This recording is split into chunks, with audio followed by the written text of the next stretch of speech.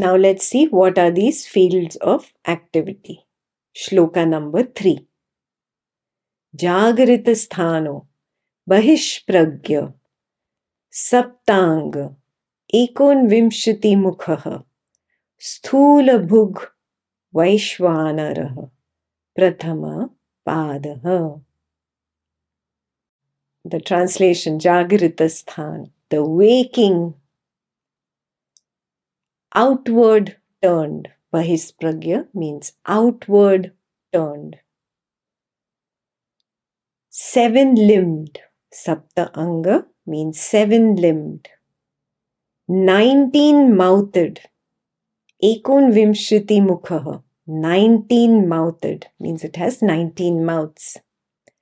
Sthula bhog, gross object eater. Gross object eater. Yeah, like a monster that eats away gross objects.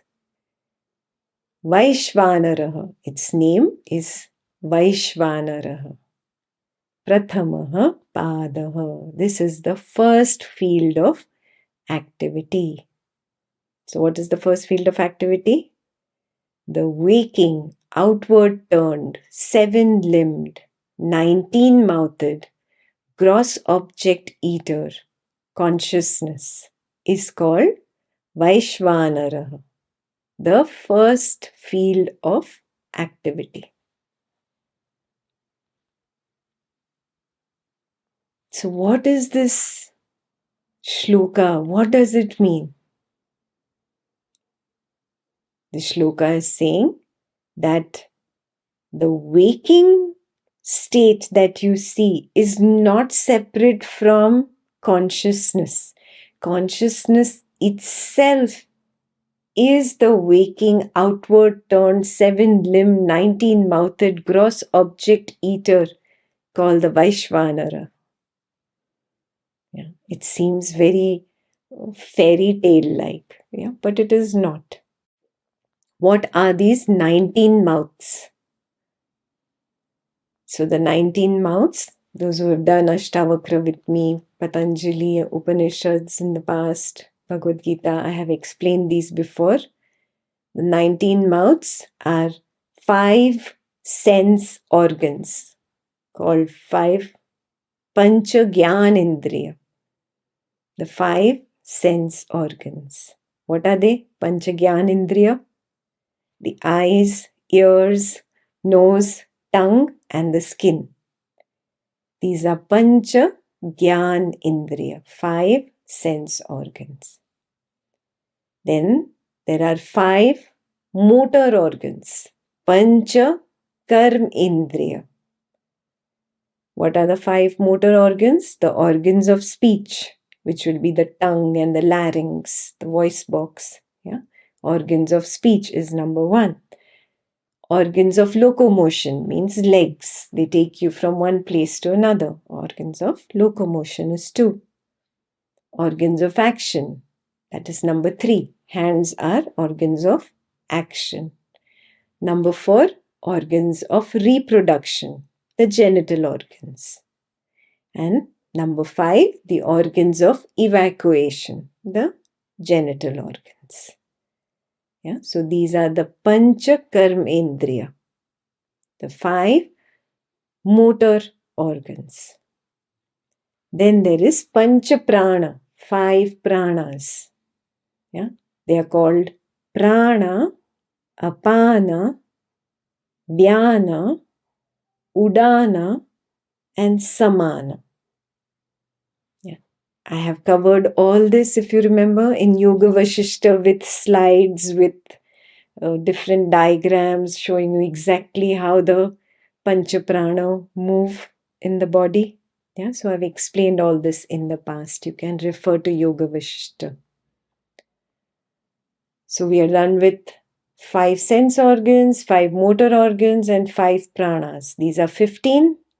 Then there is mind, intellect, memory and ego. 15 plus 4, 19. Total 19 mouths. Why are they called mouths? Because with this you experience the world. The sthula bhug. What is sthula bhug? You consume the objects of senses.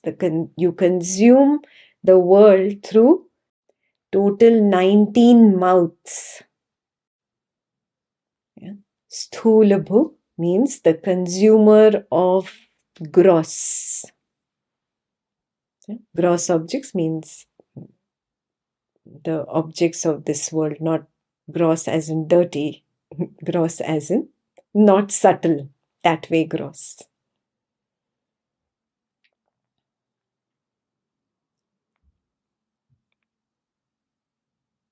These are clear, 19 mouths are clear.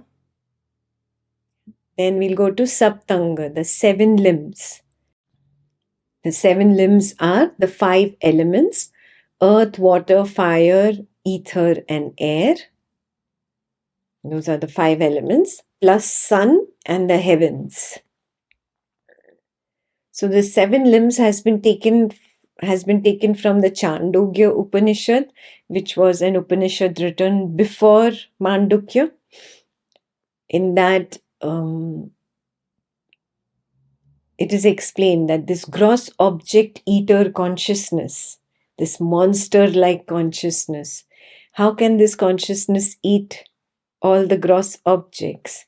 So it is poetically defined that the heavens are its head, and the sun are his eyes, and the wind is his breath, and his mouth is fire. Sky is his body, and oceans his bladder, and the earth his feet. It's only an imagination for this waking world, for the entire waking dream world. And it's a poetic description written in the Chandogya Upanishad. So from that, the 7 limbs were borrowed by Mandukya sage and put into Maandukya. So that is how this waking consciousness eats all the gross objects during the waking state. And how does it do it? It is Bahispragya, the second word in the shloka. Bahispragya, it is outward turned. That part of consciousness that is outward facing, that is the eater of the gross objects. And it satiates itself only through these gross objects. If you have experientially reached Ajatavada, you can see, oh, this is the meaning of consciousness has its own activity. When I see in my own experience, an individual consciousness in the waking form is called Vishwa. So this consciousness, which is called Vishwa, this waker consciousness itself is the waking world, is the waking subject, is the waking objects. It consumes the waking objects during the duration, whatever the duration of the waking state. So the consciousness is the waker. The word Vishwa is given to the consciousness which is the waker. Vishwa is not the subject. The monks who just explain it philosophically many times call the subject, the body-mind, as the waker.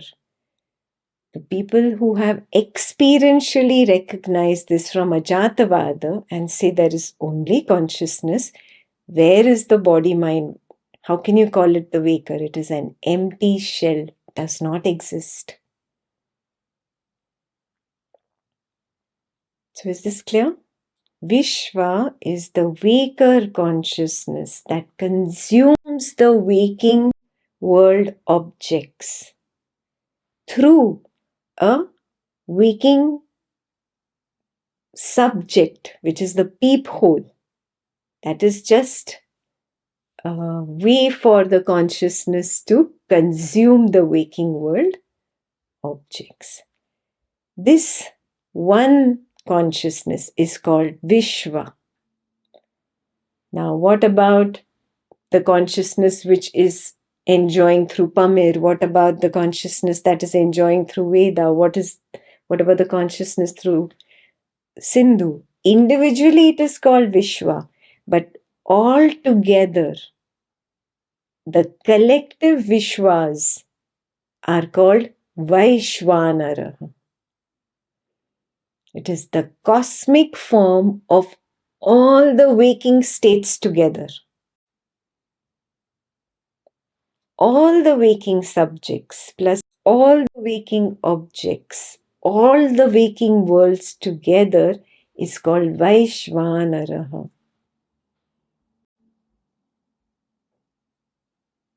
It is called Virat, the vast. In some scriptures, in Bhagavad Gita, it is called Vishvarupa. Yes. Maandukya is very clear. There is only consciousness. The world is not born, never born, aja. The world was never born. Clear?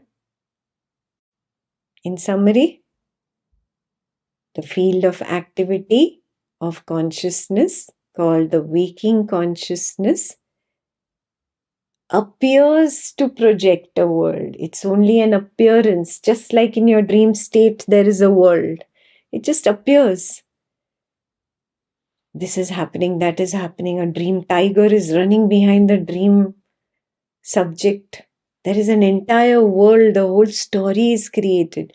It is nothing but the way a hologram is projected. Finally, all the Nama Rupa is the same consciousness. It is called the waking consciousness. Yes?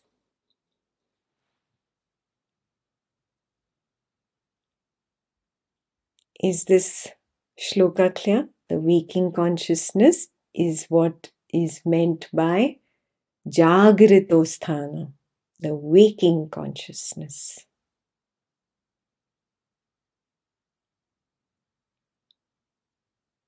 It clarifies everything from the beginning of Advaita level 1 till now. It clarifies, there is no matter. Matter does not exist. That which I consider as matter, that mistake happens when I say creation exists before I. This is only a false belief. I don't have proof of a creation outside of my awareness. There's nothing like the world that is independent of my own awareness of consciousness of Brahman. Very clear? So the first field of activity is the waking consciousness, which is outward turned, 7-limbed, 19-mouthed, gross object consumer called the Vaishvanara. There is no separate, individually existing universe made of objects out there. It's simply a projection, like a hologram projects a name and form. If you go to touch it, it's nothing but light. Similarly, there is nothing but consciousness, nothing but awareness.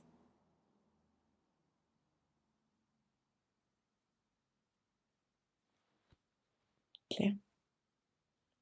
So I'll leave you with one last point in this shloka before we move ahead.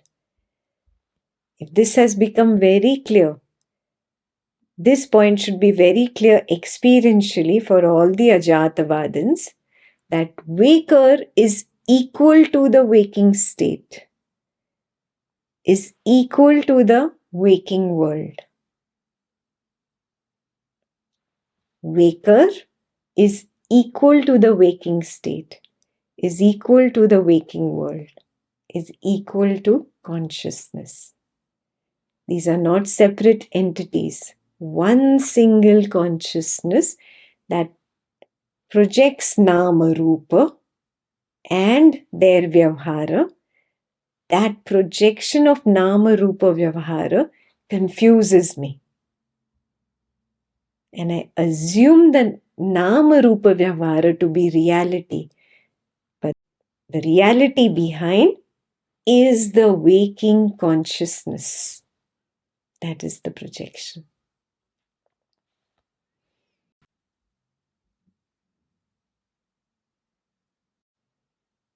So, homework from this verse, you experiment, you recognize through your self-exploration, do a little bit of self-inquiry and see, is the waker equal to the waking state, equal to the waking world, equal to the waker consciousness, which is Vishwa.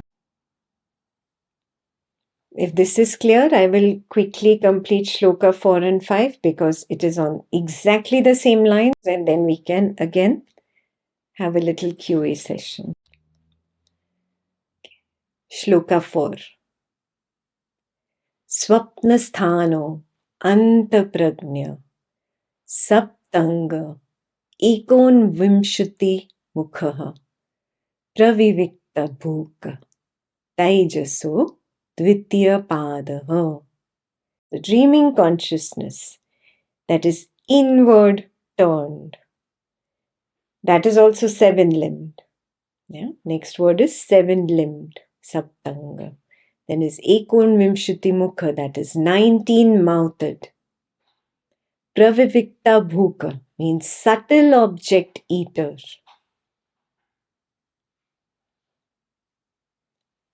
Taijaso, its name is Taijasa.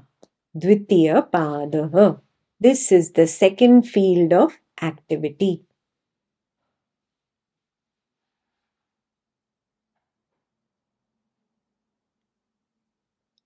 Yeah? So now, if you understood the waker consciousness, now you understand, oh, it is the same consciousness, the same space of awareness that knew about the waking subject and object, and the same space of awareness knows about the dream subject and object. Oh yes, I know this. I can see this so clearly. So this dreaming consciousness is called Taijasa. The one corresponding to Vishwa was Vaishvanaraha. The one corresponding to Taijasa is Hiranyagarbha.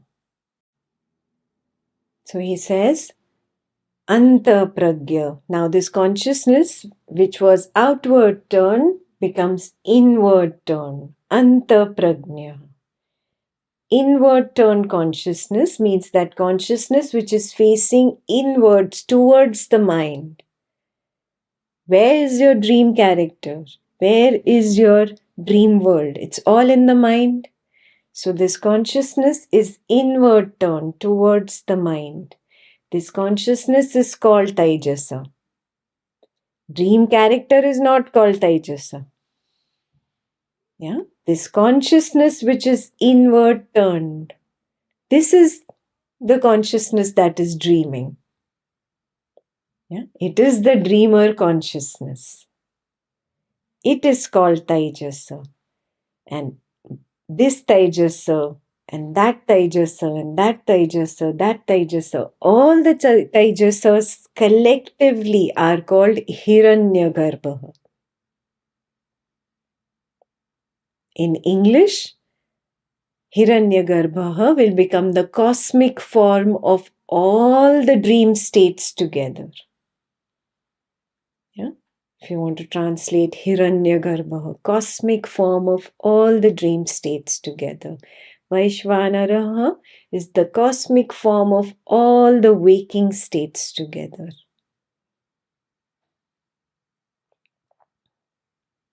Vishwa, individual waking consciousness.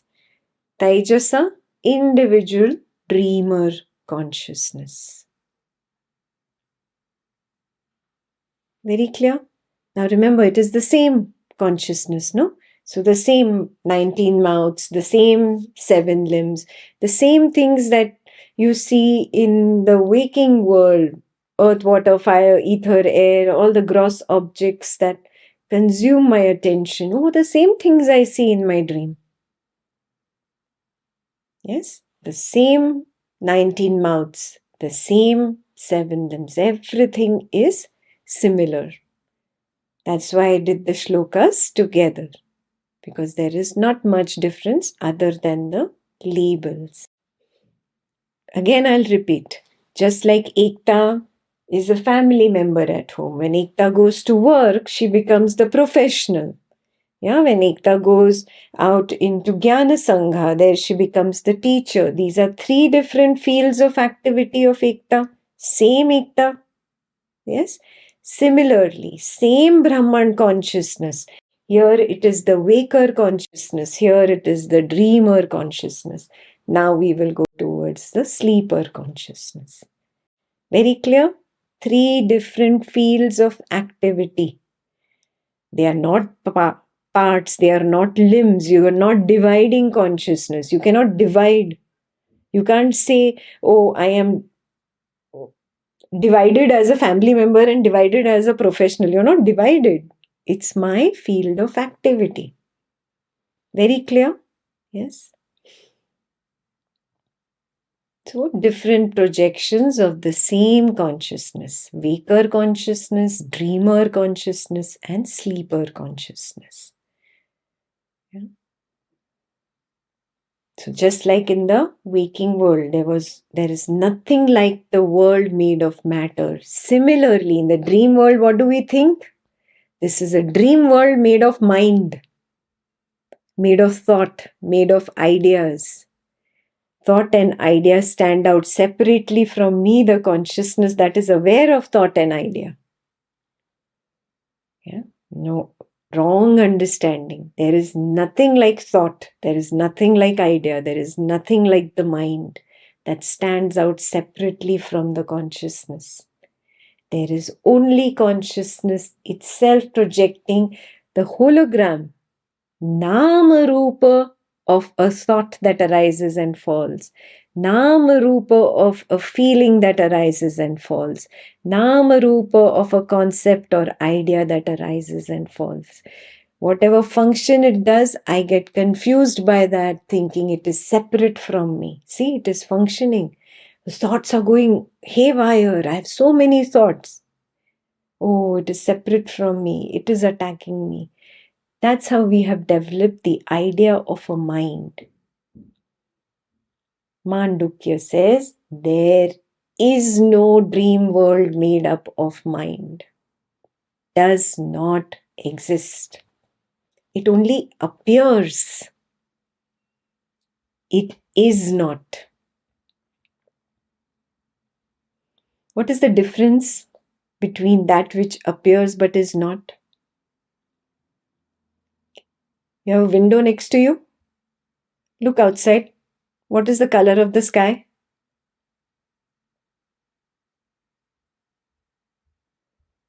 You see blue, right?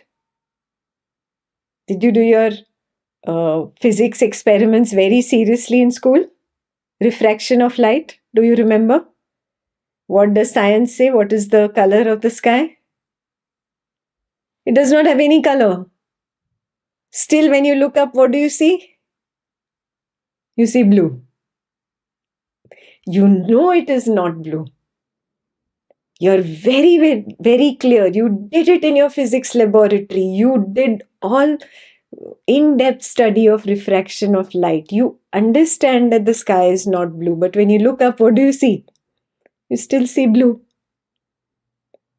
Do you understand the meaning of appearance? But it is not. Yes? Same thing. Nama Rupa Vyavhara only appears. It is not.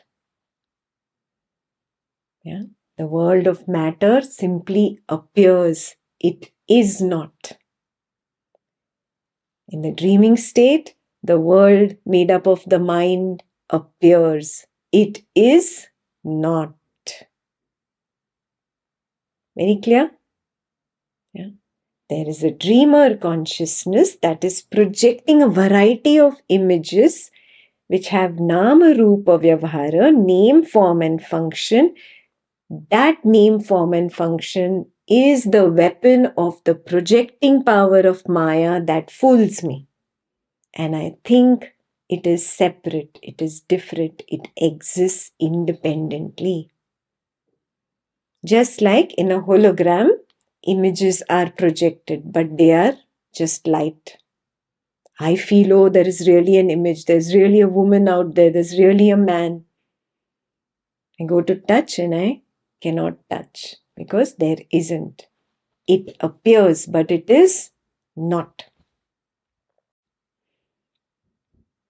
Super clear? Yeah. So, Taijasa is the dreamer consciousness. It means consciousness projecting mind, thoughts, ideas, images, feelings. That is one consciousness projecting the mind is Taijasa. When that consciousness projects all the minds, collective minds, that is Hiranyagarbha, the cosmic mind.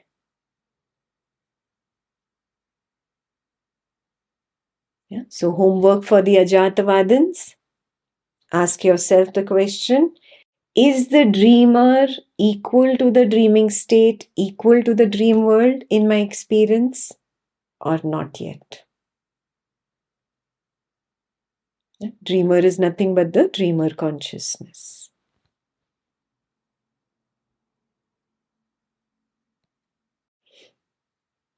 So it's very clear. Then we go to shloka number 5. Yatra supto na kachana kamam kamayate na kachana swapnam pashyati tat sushuptam. Sushuptasthana ekibhuta pragyana ghana eva anandmayo yananda bhukka cheto mukha pragyas tritiya padaha.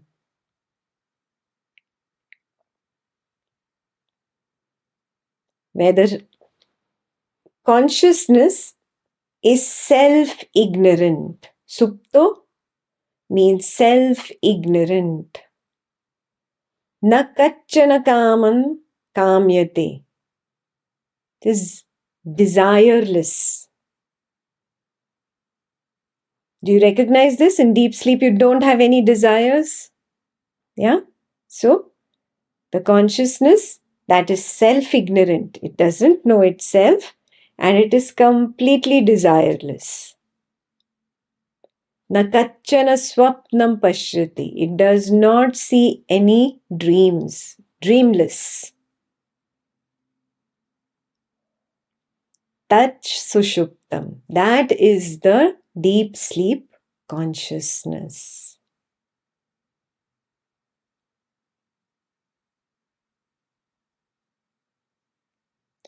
Sushuptasthana ekibhuta. Ekibhuta means it is not divided into subject and object. Not divided, not differentiated. Ekibhuta. Pragyana ghana. Pragyana ghana. Everything is merged into the seed form. Yeah. First one is it is not divided. Second word is it is merged into the seed form. Yeah. Eva anandamayo. Absolutely blissful. Blissful means what? Absence of experience. There is no experience there. Yeah, waking state has experience. Dream state has experience. This experiencing itself takes away the sense of joy, the sense of peace. In deep sleep, it is ever blissful, absence of experience. Ananda Bhuk, it eats bliss. It's a bliss eater. Cheto Mukha, this word is very important. Cheto Mukha means it is the doorway for the waking and dreaming state to come out. From deep sleep state comes dream state. From dream state comes the waking state. The waking state collapses into the dream state. The dream state collapses back into the deep sleep state. So what does deep sleep state become? It becomes the doorway for this appearance and disappearance. So Cheto Mukha means doorway consciousness. And it is called Pragya. Pragya is its name. This is the third field of activity. So what is the meaning of Pragya? Pragya itself means the consciousness that is not projecting anything, yet it carries the potentiality in seed form to project in the future. But right now it is in its causal state, seed state.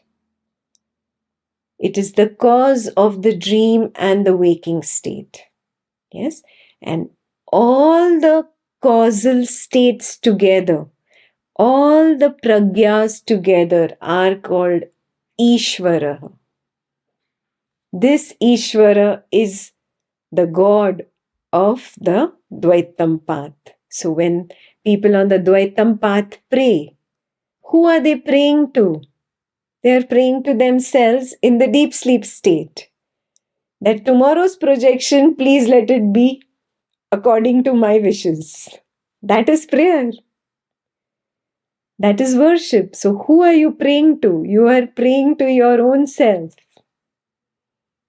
There is a movie which Nana Patekar, an Indian hero, he has a plate in his hand with a diya, like a little candle, a light, and he has his own photograph up on the wall and he's worshipping himself. That is what we have been doing all our lives. We have been worshipping our own selves. Yeah. This is Ishvara on the path of Advaita Vedanta. This is Ishvara. The deep sleep state, collective deep sleep states are together named as Ishvara or God.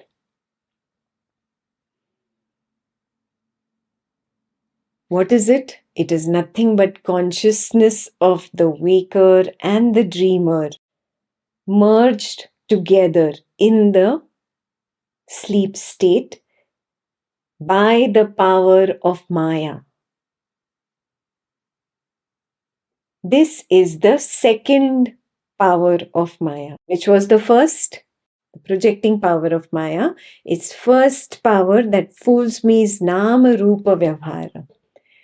The second power that fools me is this, where the consciousness of both waking and dream states is merged in the seed form. Yes, this is Ishvara. This is what the Dvaitam path worshippers worship without understanding what they are doing. And why are they not understanding? Because of this power of Maya. Is this clear? Yeah. This is where Advaita Vedanta becomes different from the Dvaitam path, where Advaita then drops all rites and rituals. For this reason, it is nothing but worshipping yourself, and the ego only gets more inflated. The belief in the I as the physical body mind only strengthens. So this is where Advaita becomes different from the Dvaitam path. Now, the most important part of the deep sleep state I already explained to you in the beginning. The recording happens here. The recording of the absence of objects happens in the deep sleep state. This is how the sages, the yogis, recognized that knowing happens at the level of consciousness or awareness. This is how they recognize that consciousness or awareness has memory.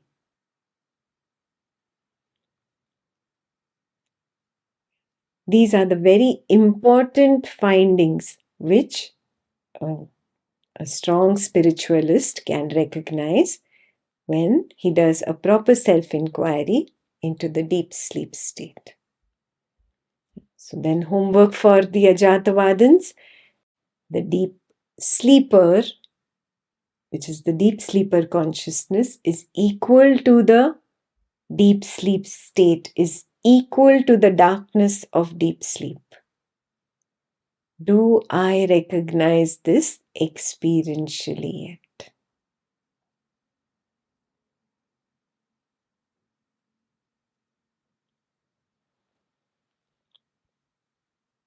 Very clear?